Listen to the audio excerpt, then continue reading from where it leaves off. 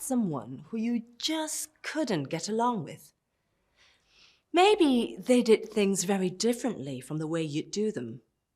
Or maybe they seem to prioritize things that you don't consider all that important, and this frustrates you. Sometimes, when we come face to face with someone that is hugely different to us, it can make it tricky for us to build a relationship with them. Whether it is a co-worker, your partner's best friend, or your new daughter-in-law, there are some relationships that we need to make work for the sake of ourselves and the people around us.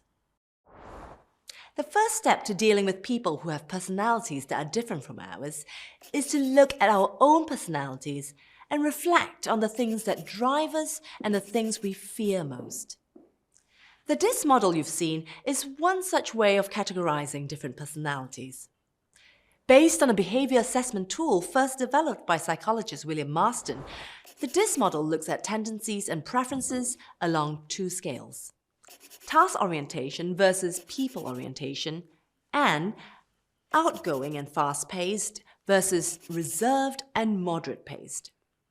From these two scales, we obtain the 4 quadrants you saw earlier: dominance, influence, steadiness, and conscientiousness, or DISC for short. Of course, many of us have personality traits that belong to each of the 4 quadrants.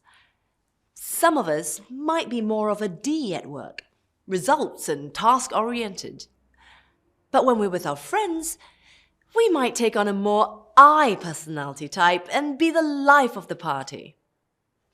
Or perhaps when we're with our children, we might take on a more S personality type and become more accommodating and more patient. But there's often one quadrant that we might default to. This would be the quadrant that we feel most comfortable in, the one that comes most naturally to us. Once we understand the personality types we tend towards, we can start to understand the personality types of the people around us and consider how we can adapt and adjust our behavior so that our relationships can develop. For example, when talking to a type C, we might try to approach things in a logical and systematic way.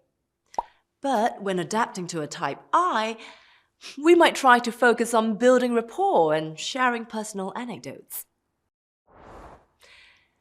We don't have to completely change ourselves each time we meet someone different, but if we know that our conversation partner prefers things a certain way, we can certainly switch our focus a little and communicate in a way that will help them be open to us.